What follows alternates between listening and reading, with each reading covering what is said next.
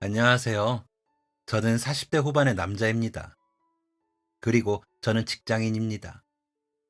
제가 직장인이라는 것을 얘기하는 이유는 제가 여기까지 오는데 정말 쉽지 않았거든요. 많은 고난과 역경이 있었던 제 인생을 들려드리겠습니다. 저는 부모님이 안 계십니다. 어릴 때 사고로 부모님을 여의었습니다.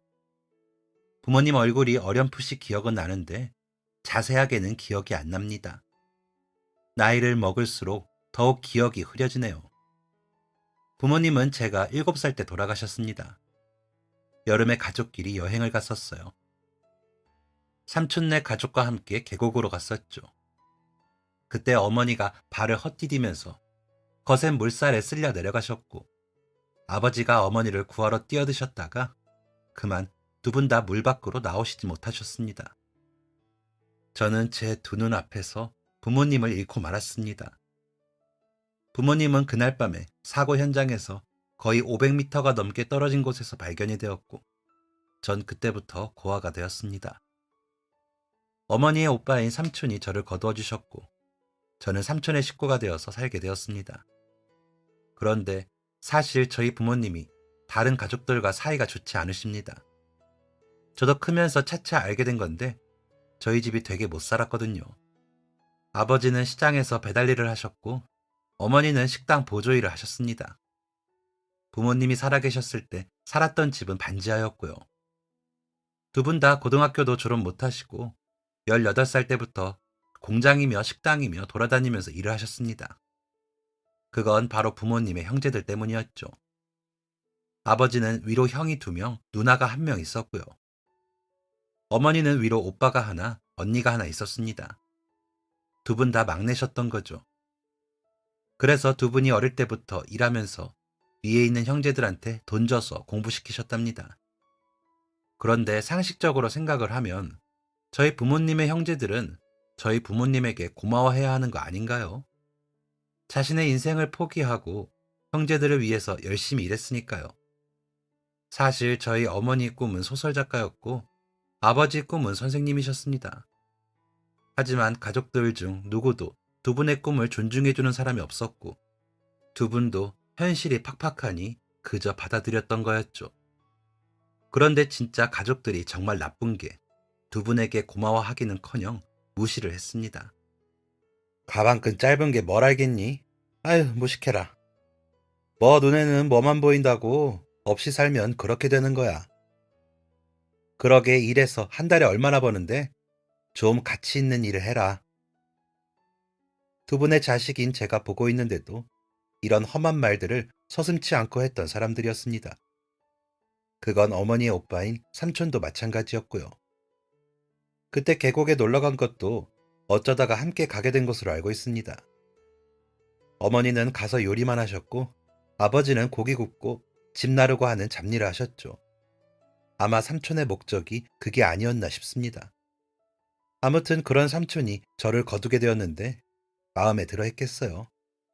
매일같이 무시를 당하고 눈칫밥을 먹는 것이 일상이었습니다. 삼촌에게는 자식이 둘이 있었는데 둘 다 저보다 나이가 2살 많았습니다. 아빠, 나 쟤랑 계속 살아야 돼? 아, 쟤한테 냄새나는 것 같단 말이야. 원래 거지들은 다 저래? 콩 심은 데 콩 나고 팥 심은 데 팥 난다고. 그 자식들도 저를 무시하기는 마찬가지였습니다. 삼촌은 좋은 대학 나와서 좋은 회사에 다니고 있었는데 그 대학 등록금 모두 저희 어머니가 내주신 거거든요.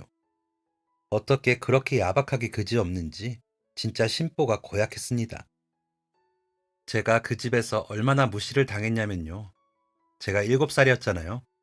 한창 많이 먹고 많이 커야 하는데 저 빼고 밥을 먹은 적도 수두룩합니다. 어머, 맞다. 네가 있었구나. 깜빡하고 우리끼리 먹었네. 미안. 배고파서 물로 배 채우고 잠든 적이 하루 이틀이 아닙니다. 그렇게 그 집에서 사는 것 같지 않게 살다가 1년 뒤에 저는 고모 집으로 가게 되었습니다.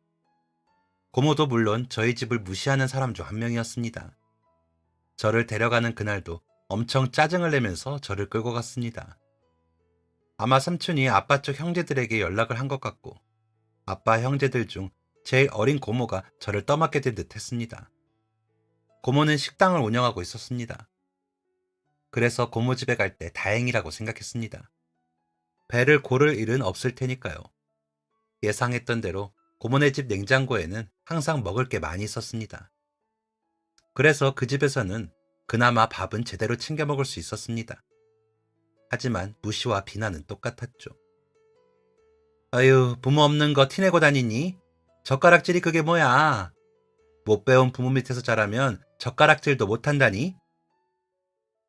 저를 놀림거리로 삼아 조롱하면서 자기네들끼리 깔깔거렸는데 그때마다 눈물이 났습니다. 그때 저는 고작 8살이었습니다. 그런 말을 듣고 상처받지 않을 8살이 어디 있겠나요? 그래도 전 눈물을 참아야 했습니다. 만약 눈물을 흘리면 꼴 보기 싫다는 말과 함께 내복 차림으로 밖으로 쫓겨났으니까요. 고문에서도 딱 1년을 살았습니다. 그 이후에 저는 보육원으로 보내졌습니다. 멀쩡하게 살아있는, 잘 먹고 잘 사는 친척 어른들이 5이나 있는데도 저는 그 어디서도 환영받지 못하고 보육원으로 보내지고, 아니, 버려지고 말았습니다. 보육원에서의 생활은 정말 힘들었습니다. 시설도 많이 노후되어 있었고 넉넉하지 못한 곳이었습니다. 하지만 마음만은 정말 편하더라고요. 그 누구도 저를 비난하지 않았고 무시하지도 조롱하지도 않았습니다.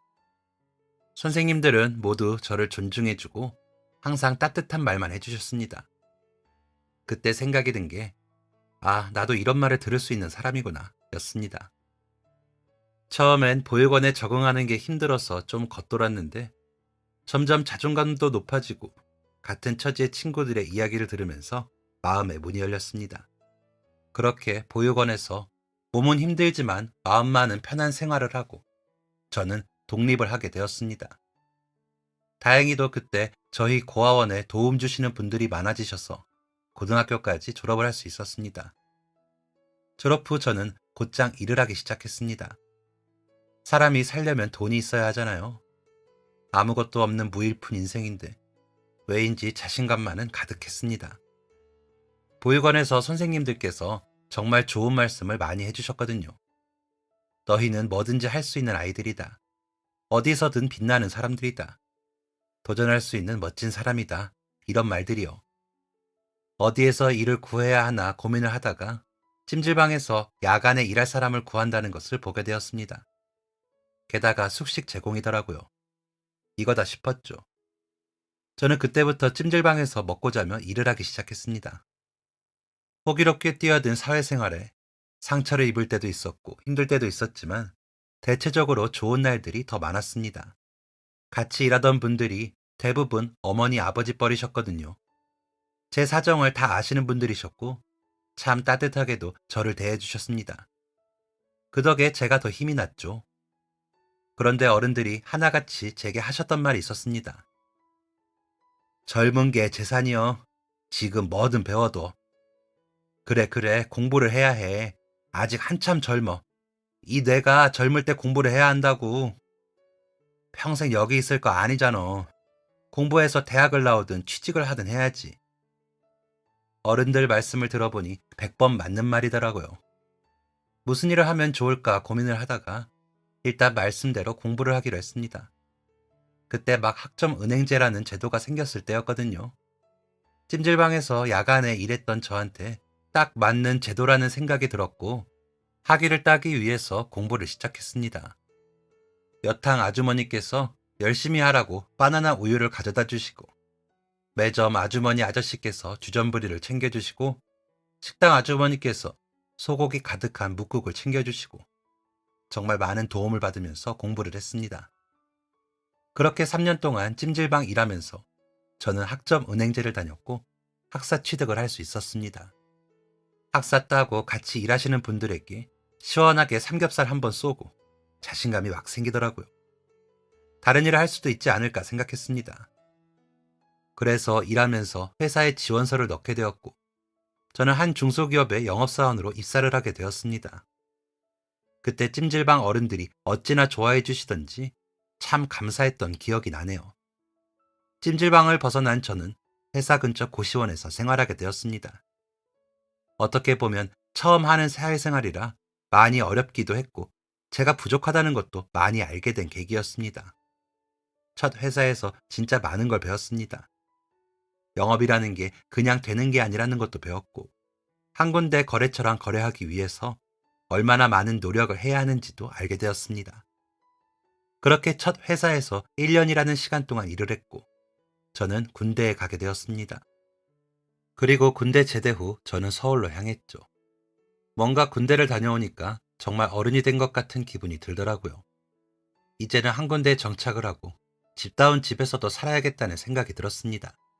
사실 제가 예전부터 서울에 대한 그리움이라고 해야 할까요? 아무튼 그런 게 있었습니다. 왜냐면 부모님하고 서울에서 살았었거든요. 그 동네도 기억하고 있습니다. 그래서 전역 후 그 동네로 향했고 그동안 일하면서 모아두었던 돈으로 다시 고시원부터 들어갔습니다. 일자리도 안 구해진 마당에 무턱대고 집을 얻을 수는 없었거든요. 그렇게 구한 고시원에 살면서 저는 다시 영업일을 시작하게 되었습니다. 군대 다녀오니까 더 채용을 잘해주는 것 같더라고요. 아무튼 그렇게 일을 하면서 저는 운명의 짝을 만나게 되었습니다. 저희 회사 건물 맞은편에 있는 설렁탕집에서 일하는 여자였습니다. 그때 같이 일했던 부장님께서 설렁탕을 정말 좋아하셨거든요. 거짓말이 아니라 정말 일주일에 3번을 설렁탕을 먹으러 갔습니다. 그 집에 설렁탕만 있던 건 아닌데 설렁탕이 제일 저렴해서 눈치 보여서 다른 메뉴는 시키지도 못하고 맨날 그것만 먹었었죠. 설렁탕이 지긋지긋해서 설렁탕의 시온만 들어도 진절머리가 날 때쯤 저는 그녀를 만나게 되었습니다. 주문하시겠어요? 익숙한 아주머니 목소리가 아닌 젊은 여자 목소리에 고개를 들어보니 웬 아리따운 젊은 여자 한 분이 서 있었습니다. 너무 예뻐서 순간 얼음처럼 얼어버렸죠. 그 다음부터는 부장님이 설렁탕을 먹으러 가자고 하기만을 기다렸습니다. 설렁탕을 먹을 때면 밥에 집중을 못하고 제 눈은 그녀만을 쫓고 있었습니다. 점심에 설렁탕을 먹고 그녀를 보기 위해 저녁도 설렁탕을 먹을 정도였죠. 과장님, 오랜만에 끝나고 한잔 하실까요? 그럴까? 어디로 갈까? 요 앞 설렁탕집 어떠세요? 뭐? 점심에 먹고 또 먹어? 과장님 모르시는구나. 준희 씨가 설렁탕집에서 일하는 아가씨 좋아하잖아요. 제가 너무 티를 냈는지 동료들까지 모두 알게 되었죠. 정작 그녀는 이런 제 마음을 전혀 알지 못했고요. 그렇게 바라보기만 하기를 몇 달. 저는 용기를 내기로 했습니다. 조, 좋아합니다. 저랑 밥 한 번 먹을까요? 서, 설렁탕 말고요. 저는 그녀가 퇴근할 때까지 기다렸다가 냅다 고백을 해버리고 말았습니다. 다시 생각해도 제정신이 아니었네요. 술도 안 먹고 그런 용기가 어디서 났는지 모르겠습니다. 처음엔 당황하던 그녀가 피식 웃음을 터뜨렸고 뭐 먹을까요? 라고 물었습니다. 그렇게 우리의 운명 같은 만남은 시작이 되었습니다. 알고 보니까 설렁탕 가게가 그녀의 어머니가 운영하는 곳이었습니다. 그러니까 이제껏 익숙하게 봤던 설렁탕집 아주머니가 그녀의 어머니였다는 말이죠. 그동안 설렁탕집에서 실수했던 건 없나? 밥은 깔끔하게 잘 먹었나? 괜히 신경이 쓰이더군요. 나중에 장모님이 될지도 모른다고 김칫국을 마셨더랬죠. 그맘때 저는 그녀에게 잘 보이고 싶어서 월세 자취방을 얻었습니다. 연인이 고시원에 사는 걸 좋아할 사람은 없을 테니까요.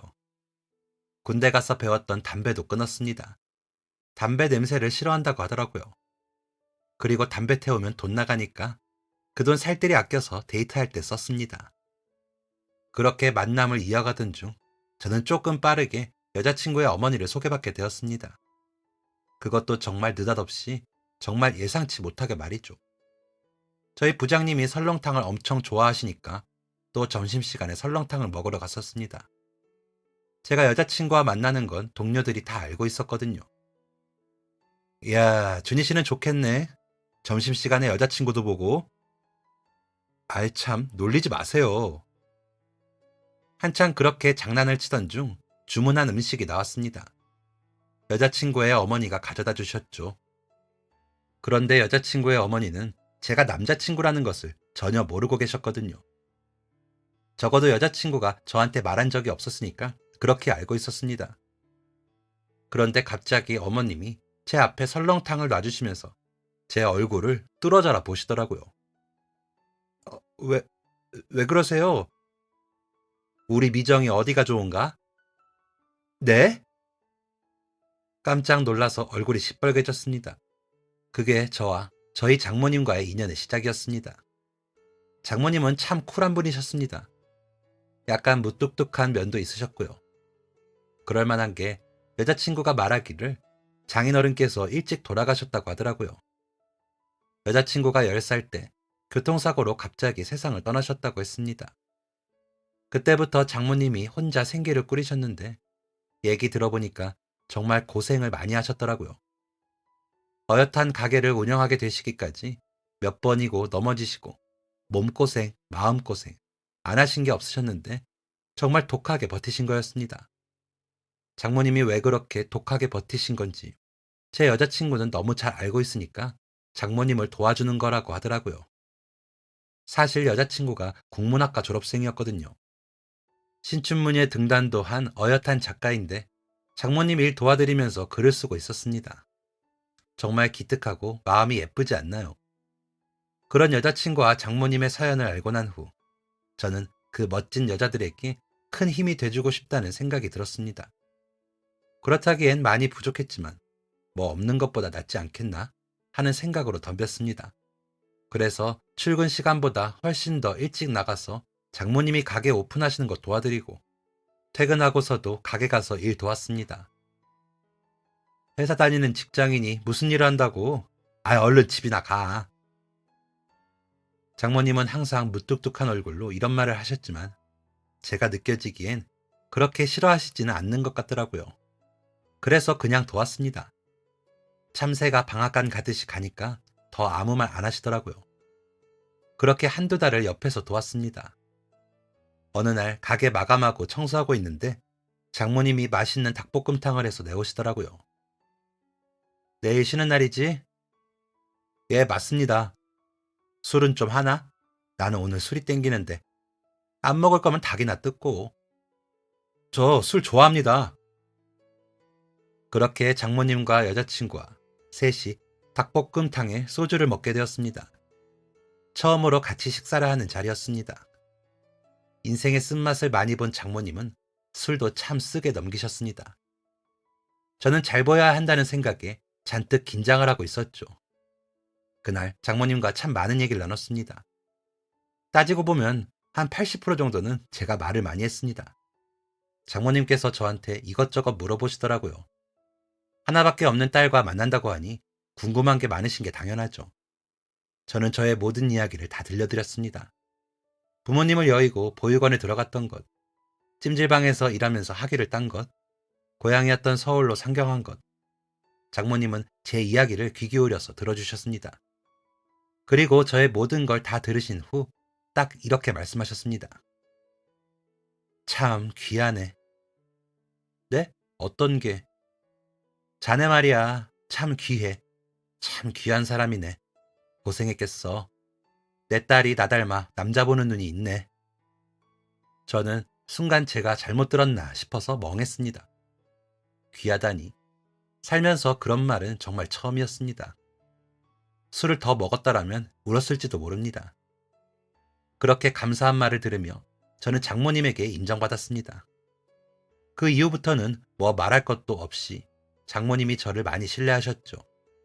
그러면서 슬그머니 결혼 얘기가 나왔습니다.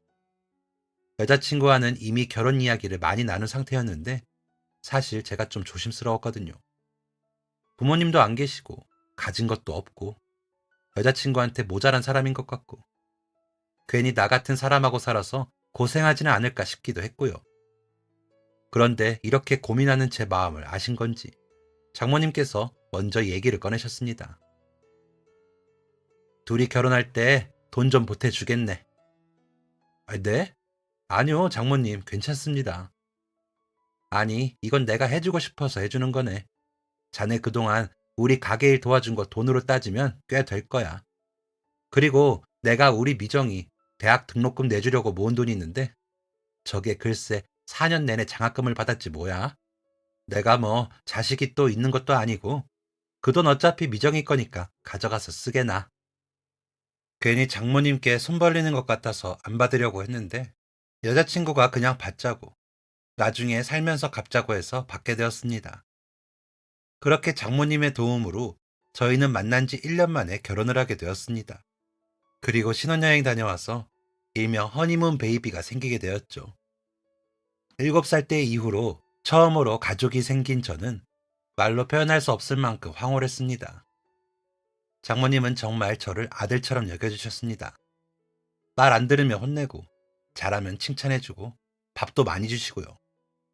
아내는 저를 존중해주고, 사랑이 넘치는 사람이었고, 우리의 아기는 하늘에서 내려온 천사처럼 예뻤습니다. 정말 정말 행복했습니다. 회사에서 일도 잘 풀렸고, 사랑하는 가족들까지 있는데 불행할 게 뭐가 있겠습니까? 가족들과 함께라면 어떤 위기도 헤쳐나갈 수 있을 것처럼 든든했습니다. 아들이 무럭무럭 자라서 초등학생이 되었습니다. 아내는 어느덧 30대 중반으로 접어들었죠. 아내는 생일을 앞두고 우울했습니다. 내가 벌써 30대 중반이라니 오지 않을 것 같았는데 이런 날이 오네. 여전히 예뻐. 앞으로도 계속 예쁠 거고. 그래도 이제 몸이 예전 같지 않다는 게 느껴져. 확실히 20대랑은 다르다니까. 나도 모르게 아이고 소리를 내게 되더라고. 나이가 들어가는 것이 우울한 건지 아내는 속상한 마음을 표했습니다. 아내한테 뭘 해줄 수 있을까 고민하던 저는 아주 좋은 생각이 났습니다. 아내가 작가이다 보니까 어디 회사에 소속된 게 아니잖아요. 그래서 건강검진을 안 받더라고요. 저는 회사에서 받으라고 하니까 한 번씩 받는데 아내는 그렇지 않았습니다. 그래서 건강검진 받아봤냐고 물어봤죠. 그러니까 한 번도 없다고 하는 겁니다. 그래서 이참에 건강검진 받는 것도 좋을 것 같아서 생일 선물로 건강검진을 예약해줬습니다. 그때까지 몰랐습니다. 그 결과가 얼마나 처참할지요. 검사하는 날 4시경까지 있던 검사라 제가 월차를 내고 같이 갔습니다. 긴 검사 다 무사히 잘 받고 집에 들어왔고 장모님이 삼계죽까지 끓여주셨죠. 그런데 이틀 뒤에 병원에서 전화가 왔습니다. 검사 결과 들으러 병원에 오라고 하더라고요. 보호자도 같이요. 원래 검사 결과가 이렇게 빨리 나오나? 보호자는 왜 오라고 하는 걸까? 의아했습니다. 아내가 잘못되었을 거라는 의심은 일절 하지도 않았습니다. 그렇게 도착한 병원에선 믿을 수 없는 얘기를 듣게 되었습니다. 암입니다. 수술 하셔야 해요. 거짓말 같았습니다. 아내한테 아무런 증상도 없었거든요. 아내는 너무나도 멀쩡했거든요. 그런데 아내가 위암 3기라고 수술을 해야 한다는 겁니다. 믿기지가 않았고 저희는 더 자세한 검사를 위해서 큰 병원으로 가겠다고 했습니다. 건강검진을 했던 병원에서도 그게 좋을 것 같다면서 직접 대학병원에 연결을 해주더군요. 다음날 병원에 가기까지 아내와 저는 아무 말도 하지 못했습니다. 그날은 일부러 가게에도 안 나갔습니다. 저희의 어두운 표정을 보고 장모님에게 들킬 것 같아서요. 검사 결과가 잘못되었겠지. 그래야만 해. 라고 생각하며 밤을 보냈고 다음날 아내와 대학병원에 갔습니다. 정말 운 좋게 검사를 빨리 할 수 있었는데 검사 끝나고 결과가 나오기까지는 시간이 좀 걸린다고 하더라고요. 아내와 근처 식당에서 점심밥을 먹었습니다. 그런데 아내가 갑자기 눈물을 흘렸습니다. 나 이렇게 멀쩡히 밥도 먹는데 근데 지금 내 위에 암이 있다는 거잖아. 나 무서워. 여보, 나 너무 무서워. 긍정적이고 밝은 아내가 하염없이 무너지는 순간이었습니다. 아내를 대신해서 아플 수만 있다면 제발 그러고 싶은 마음이었습니다. 아닐 거라고. 검사 결과 아직 안 나왔으니까 아직 모르는 거라고. 그런 말들로 아내를 위로할 수밖에 없었습니다. 하지만 결과에 반전은 없었습니다. 의사 선생님은 달력을 보며 입원과 수술 일정을 계산하셨습니다. 마치 얼음물에 뛰어든 것처럼 온몸이 시렸습니다. 마음이 너무 불안해서 심장이 아주 빠르게 뛰었습니다. 엄마 보러 갈래. 병원에서 나와서 장모님을 만나러 갔습니다. 저희 장모님 정말 표현이 서투르시고 무뚝뚝하신 분입니다. 그런 분이 아내가 암이라는 소식을 듣자마자 바닥에 주저앉아서 오열을 하셨습니다. 그 모습을 보는데 너무 죄송했습니다. 아내를 잘 지키지 못했다는 생각에 너무 죄송하고 제 자신이 너무 바보 같아서 저도 따라 눈물이 흘렀습니다. 그때부터는 이런 표현 쓰면 안 되지만 정말 초상난 집처럼 매일이 우울했습니다. 초등학생밖에 안 된 아들이 큰 충격을 받을 것 같아서 말을 안 하려다가 뒤늦게 알게 되면 더 속상해할 것 같아서 말을 해줬습니다. 아들도 정말 많이 울고 매일 엄마 아프냐고 물어보더라고요. 아내가 암 선고를 받고 2년이라는 시간 동안 저희 가족은 정말 우울하고 힘든 시간들을 보냈습니다. 2년 동안 아내는 수술도 하고 항암도 하게 되었습니다. 진짜 가끔 내가 꿈을 꾸는 거였으면 좋겠다고 생각한 적도 많았습니다. 그만큼 아내가 힘들어하는 모습을 너무 많이 봤고 이럴 수가 있나 싶을 정도로 가슴이 갈기갈기 찢기기도 했습니다. TV에서 다큐멘터리 보면 암 환자들이 간혹 나오잖아요. 사실 TV에서는 환자가 고통스러워하는 모습은 잘 안 다루죠. 가족과 함께 행복해하는 모습, 겸허히 순리를 받아들이는 모습. 사실 일상은 그 반대일 때가 더 많습니다. 하루 중 많은 시간, 아니 대부분의 시간을 고통받으며 살고 있고 순리는 무슨, 살고 싶어 미칠 것 같을 때가 훨씬 많습니다. 초등학생밖에 안 된 아들이 있는 아내는 더욱이 그랬습니다. 여보, 나는 우리 영재가 교복 입은 모습도 보고 싶고 대학 가는 모습도 보고 싶고 취직해서 양복 입은 모습도 보고 싶고 결혼하는 모습도 보고 싶어. 군복 입은 모습도 보고 싶고 며느리도 보고 싶고 손주도 보고 싶어. 그런데 나는 아무것도 못 봐. 나는 그런 영재 모습 아무것도 못 보고 가야 해. 자식이 커가는 모습을 눈에 담지 못하고 떠나야 하는 부모의 마음을 제가 그 눈꽃만큼이라도 알 수 있을까요? 수술과 항암을 하며 아내는 살기 위해 애썼지만 하늘은 무심했습니다. 결국 아내는 고통스러운 2년의 시간을 보내고 하늘나라로 가버렸습니다. 치열하고 숨막히고 굴곡 많은 2년을 보냈던 저희 가족은 아내가 떠난 후 한동안은 참 적막했습니다. 그 누구도 쉬이 입을 열려고 하지 않았고 활동이 크지 않으니 집안에서 인기척이 잘 느껴지지 않을 정도였습니다. 그로부터 1년 뒤 천천히 각자 마음을 정리하고 있던 저희 세 사람은 이사를 하면서 다시 마음을 다잡기로 했습니다. 원래 장모님이 혼자 사시고 저와 아내, 아들이 같이 살고 있었거든요. 저랑 아내는 신혼 때부터 장모님과 함께 살기를 원했지만 장모님께서 저희들끼리 살라고 하셨었거든요. 하지만 아내가 떠난 마당에 장모님을 혼자 두는 건 아닌 것 같아서 계속 설득을 했고 마침 그때 저랑 아들이 있던 아파트 전세가 끝나면서 장모님을 모시고 이사를 하게 된 것이었습니다.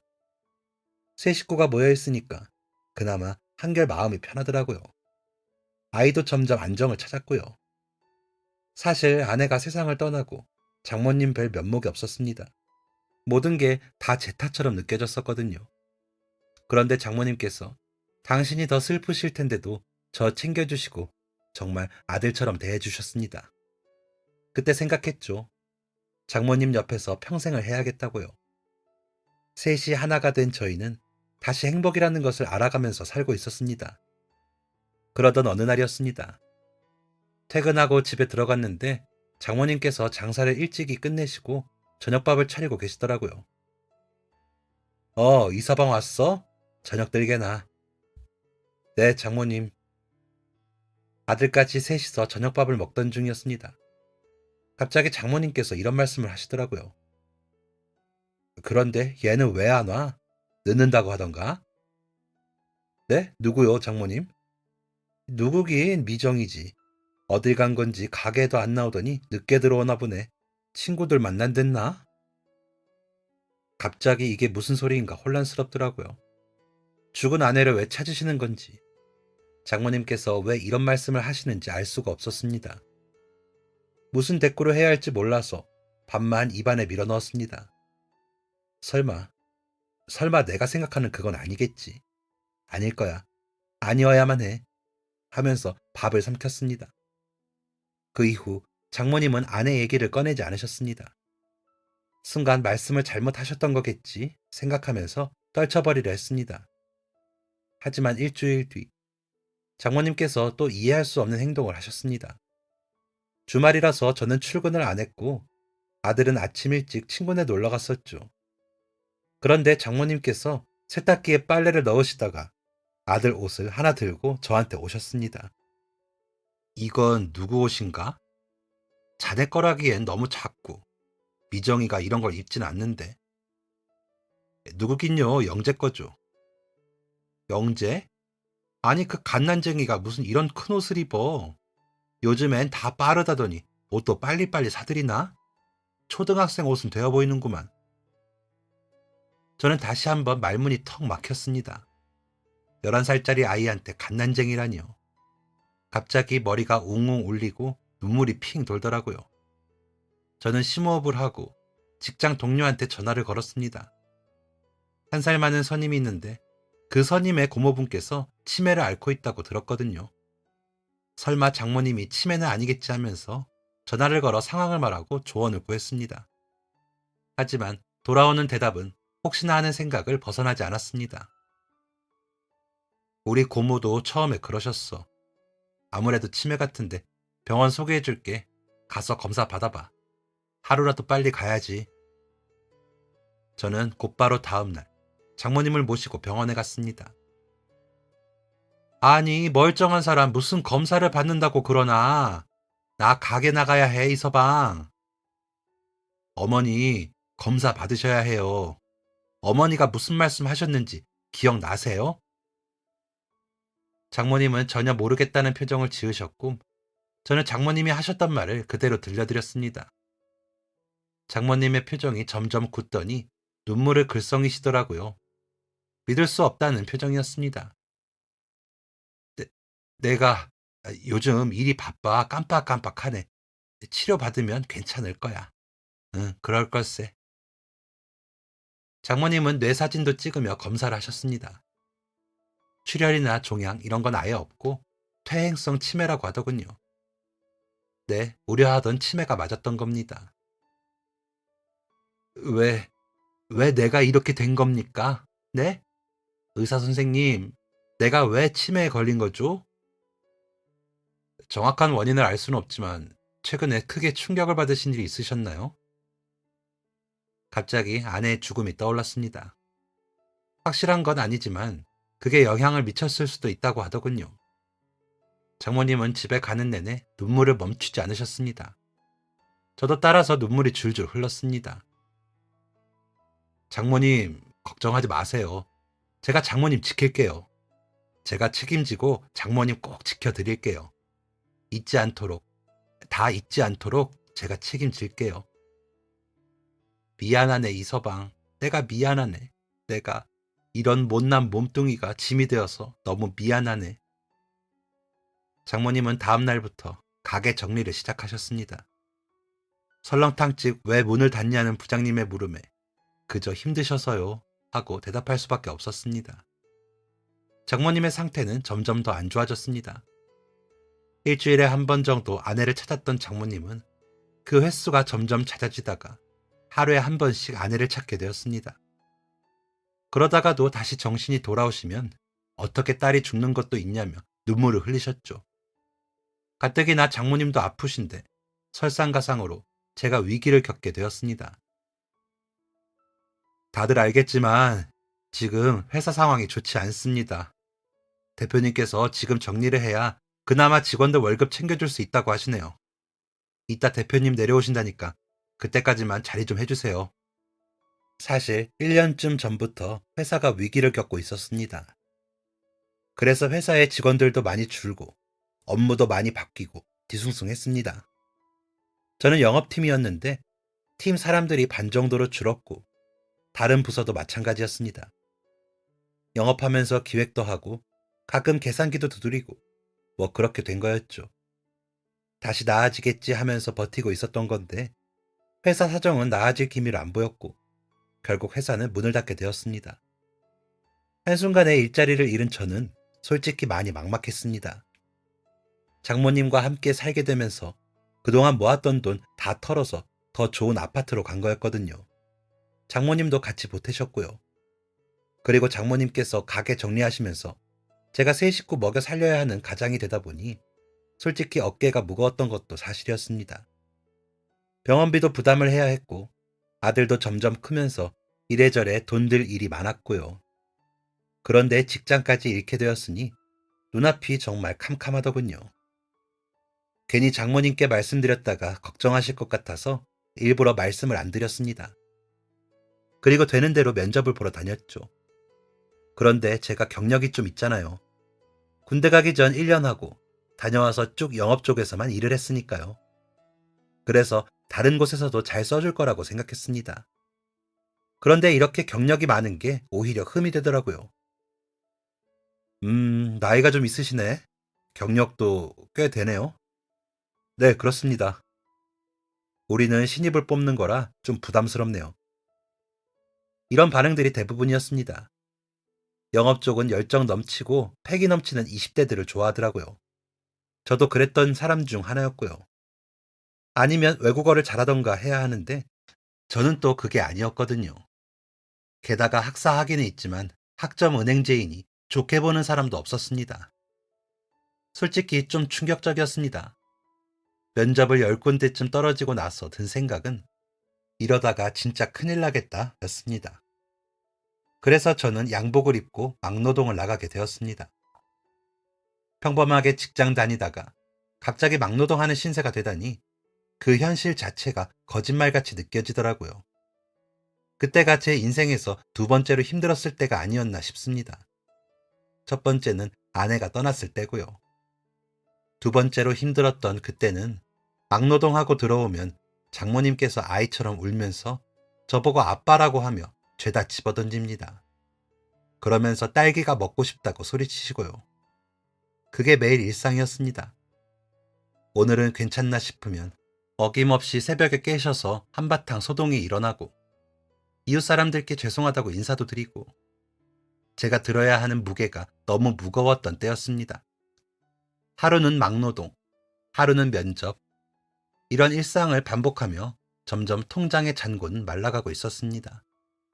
그러던 어느 날 막노동을 나갔다가 퇴근하고 집에 들어갔습니다. 유난히 힘들었던 날이라 다리에 힘이 하나도 없고 많이 지쳐 있었죠. 그렇게 집에 갔는데 집이 조용하더라고요. 어머니, 영재야, 집에 아무도 없어? 그제서야 아들이 방에서 나오더라고요. 영재야, 할머니는? 할머니 아버지랑 병원 간 거 아니었어요? 저 집에 올 때부터 안 계셨는데. 뭐? 장모님이 사라졌습니다. 힘들어서 당장이라도 쓰러질 것 같았는데 갑자기 힘이 어디서 나는 건지 곧장 밖으로 뛰어나갔습니다. 동네 구석구석을 다 찾아보았습니다. 예전에 장사했던 가게도 가보고 예전 집도 가봤는데 그 어디에도 안 계셨습니다. 설마 사람 많은 큰 길로 나가시진 않았을까 하면서 나가보았습니다. 퇴근 시간이라 사람이 엄청 많더라고요. 어머니, 장모님, 어디 계세요? 한참을 장모님을 부르면서 땀이 뻘뻘 나도록 뛰어다녔습니다. 그렇게 1시간을 넘게 찾아다니다가 저는 장모님을 찾을 수 있었습니다. 큰 길을 조금 벗어난 골목 사이사이에 음식점이 많이 있었거든요. 그 중에서도 생선가게 앞에서 장모님을 발견했습니다. 어머니, 여기서 뭐 하세요? 장모님은 대답도 안 하시고 멍하니 생선가게 안을 들여다보고 계셨습니다. 생선가게 안에서 한 아주머니께서 고등어를 굽고 있었습니다. 고등어, 저희 아내가 참으로 좋아했던 생선이었습니다. 아내가 살아있을 때 기분이 안 좋거나 좀 힘든 날이면 꼭 고등어를 구워 먹었습니다. 그래서 저희 집 냉동실에는 고등어가 없는 날이 없었죠. 아내한테 왜 고등어를 좋아하냐고 물어본 적이 있었습니다. 그랬더니 이렇게 말하더군요. 우리 엄마가 설렁탕집 하시기 전에 나 초등학생 때 생선 가게를 하셨었거든. 그때는 생선 냄새가 너무 싫었는데 지나고 보니까 그때 엄마가 구워줬던 고등어가 제일 맛있더라. 아내가 고등어를 좋아했던 것을 장모님도 잘 알고 계셨습니다. 그러니 그때 고등어를 멍하니 바라보고 계셨겠죠. 오빠, 장모님이 절 부르셨습니다. 네, 장모님. 나 이거 먹고 싶어. 저는 주머니를 뒤적여서 낡은 지갑을 꺼내봤습니다. 지갑에 딱 10,000원 한 장이 있더라고요. 저는 장모님과 가게 안으로 들어가서 고등어 구이를 딱 1인분만 주문을 했습니다. 그러니 사장님께서 더 시키라고 권유를 하시더라고요. 사람이 둘인데 어찌 1인분만 시켜? 저는 밥을 먹고 와서요. 저희 어머니만 드실 거라서 좀 부탁드리겠습니다. 에잉, 그래요, 그럼. 방금 구운 뜨끈한 고등어가 나왔고, 저는 가시를 잘 발라서 장모님 밥 위에 올려드렸습니다. 아내 생각이 많이 났습니다. 저한테 강의라도 하는 양 고등어 가시를 잘 바르는 법을 자세히 알려줬었거든요. 어쩐 일로 장모님은 밥 한 공기를 뚝딱 비우셨습니다. 그날 집으로 돌아가는데 장모님께서 갑자기 이런 말씀을 하셨습니다. 이서방, 어? 네, 어머니. 내가 왜 생선 가게를 그만했는지 아는가? 모르겠습니다. 우리 미정이가 생선 냄새가 난다고 하더라고. 어느 날 예쁜 드레스를 입고 학교에 갔는데 친구들이 생선 냄새가 난다고 했었나 봐. 그 좋아하던 드레스를 벗어놓고 어찌나 울던지. 내가 그거 보고 바로 가게를 접었지. 그런데 우리 미정이가 고등어를 참 좋아했어. 고등어만 보면 엄마 생각난다고. 나는 고등어만 보면 미정이 생각이 나네. 그날 저는 장모님 옆에서 소리 없이 눈물을 뚝뚝 흘렸습니다. 세상에서 그 누구보다도 서로를 가장 사랑하는 이 모녀를 왜 가만히 못 냅두시는 건지 하늘이 원망스러운 순간이었죠. 그렇게 일주일이 흘렀습니다. 몇 번째인지도 모를 면접이었습니다. 사람이 계속해서 실패를 겪으니까 진짜 마음이 피폐해지더라고요. 용기도 없어지고 부정적인 생각만 하게 되더라고요. 이번에도 떨어지겠지 하는 마음으로 면접장에 들어갔습니다. 괜히 주눅부터 들어서 면접관들 얼굴도 못 쳐다보고 고개를 숙이고 있는데 갑자기 면접관 중 한 분이 소리를 쳤습니다. 어? 고등어! 고등어 먹었죠? 면접장에 와서 이게 갑자기 무슨 소리인가 싶어서 고개를 들었습니다. 면접관 중 가운데 앉아있는 나이 지긋하신 분께서 저를 가리키며 계속 고등어 얘기를 하시는 겁니다. 지난주에 고등어 먹었죠? 고등어? 아, 맞아요. 먹었습니다. 그런데 그걸 어떻게? 제가 그 식당에 있었거든요. 한 어르신께서 그 앞에 계속 서 계셔서 왜 그러시나 했는데 그쪽이 와서 들어오시더라고요. 어머니하고 저녁 먹으러 간 거였어요? 아, 아니요. 그분은 제 어머니가 아니라 장모님이십니다. 아이고, 장모님하고 사이가 정말 좋네요. 그때 보니까 가시도 다 발라서 주시던데. 생전 처음 보는 면접관분하고 일 얘기는 안 하고 고등어 얘기를 하게 되었습니다. 이게 뭔 상황인가 싶었지만 어차피 면접에 큰 기대를 안 하고 있었거든요. 그냥 얘기나 하고 가야겠다 싶어서 제 얘기를 다 했습니다. 어쩌다가 장모님과 고등어를 먹은 건지, 장모님과 왜 사이가 좋은 건지 다 들려드렸습니다. 그러면서 자연스레 아내 얘기까지 하게 되었고, 제 모든 사정을 다 말하게 되었습니다. 그런데 얘기를 다 하고 나니까 갑자기 면접관님이 눈물을 흘리는 게 아니겠어요? 저를 알아본 그 면접관님이 대표님이셨던 겁니다. 대표님 포함해서 면접관이 총 4명이 있었는데 대표님이 눈물을 흘리시니까 다른 3분이 당황해서 어쩔 줄을 몰라 했습니다. 한 5분쯤 있다가 진정이 되신 대표님이 드디어 입을 여셨습니다. 실은 저희 어머니가 치매셨습니다. 젊은 나이에 치매 걸리셔서 20년을 고생하시다가 가셨어요. 20년 동안 저도 우리 집사람도 정말 많이 마음고생했는데 그때 생각이 많이 나네요. 아, 그러셨군요. 이준희 씨, 내일 뭐 합니까? 네? 내일 뭐 안 하는데요? 그럼 내일부터 출근하시죠. 네? 정말인가요? 아, 이렇게 갑자기요? 저 합격한 건가요? 말해서 뭐 합니까? 그렇게 심성이 고우시면 뭐든 다 하실 겁니다. 믿어 의심치 않아요. 그러니까 우리 회사에서 일해 주시겠어요? 와, 와, 저야말로 말해서 뭐 합니까? 당연하죠. 그렇게 기적적으로 저는 입사를 할 수 있었습니다. 그리고 그렇게 입사한 회사에서 벌써 10년을 넘게 일을 하고 있습니다. 진짜 세월이 빠르네요. 대리로 입사했던 제가 벌써 부장이 되었으니까요.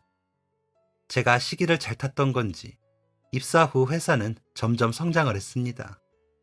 원래 중소기업도 못 미치는 회사였는데 지금은 거의 중견기업만큼 성장을 했으니까 엄청나게 커진 거죠. 저도 그 안에서 회사의 성장을 위해 열심히 발로 뛰는 영업팀의 한 자리를 잘 차지하고 있었고요. 덩달아서 또 좋은 일이 있었습니다. 대표님이 알려주셨는데 치매 어르신들께서 다니시는 센터 같은 곳이 있다더라고요. 신청해서 장모님을 보내게 되었는데 그 센터에 다니면서 장모님의 증세가 점점 나아졌습니다. 악화되는 거 하나 없이 비슷한 정도를 유지하게 되셨죠. 지금까지도요. 병원 다니고 센터 다니고 인터넷 찾아보며 더 심한 사례들을 많이 들어서 이만한 게 어디인가 정말 다행이다 싶습니다. 장모님은 지금도 가끔 아내를 찾으시지만 이제는 저도 아들도 많이 익숙해졌습니다. 아, 저희 아들 얘기도 잠깐 해볼게요. 제가 정말 저희 아들한테 미안할 만큼 신경을 많이 못 써줬거든요. 심지어는 중학교 교복도 혼자 가서 사고 학원도 고등학생 때 동네 작은 학원 보내줬던 게 전부였습니다. 그리고 장모님 병원 모시고 가는 것도 아들이 대신할 때도 많았고 센터도 가끔 왔다 갔다 해주었었죠. 이렇다 보니 자식 공부 잘하는 거 전혀 바라지 않고 그냥 건강해주길 바랄 뿐이었습니다. 그런데 이 아들 녀석이 글쎄 대학을 갔습니다. 그것도 우리나라에서 손에 꼽는 명문대를 떡하니 붙었습니다. 입이 다물어지질 않더라고요. 너무 대견하고 너무 고맙고 미안하고 그랬습니다. 그렇게 들어간 대학에서 공부하다가 지금은 군대 가 있습니다. 나중에 저랑 장모님 자기가 다 먹여 살린다고 하던데 저 기대해봐도 되는 걸까요? 별탈 없이 사는 요즘이 저는 참 감사합니다. 아직도 매일 아내 생각이 나고 설렁탕집이 있던 곳을 지날 때면 괜히 가슴이 시리지만 이만하면 행복한 삶이라고 생각합니다. 우리 장모님도 더 아프지 마시고 우리 아들도 건강하고 훌륭하게 커주고 저희 회사도 계속 승승장구하길 바랄 뿐이네요. 제 인생의 두 번째 가족이 되어준 우리 가족들 많이 사랑하며 살겠습니다. 지금까지 사연 들어주셔서 감사합니다. 사연이 재밌으셨다면 구독과 좋아요를 눌러주세요. 감사합니다. 안녕히 계세요.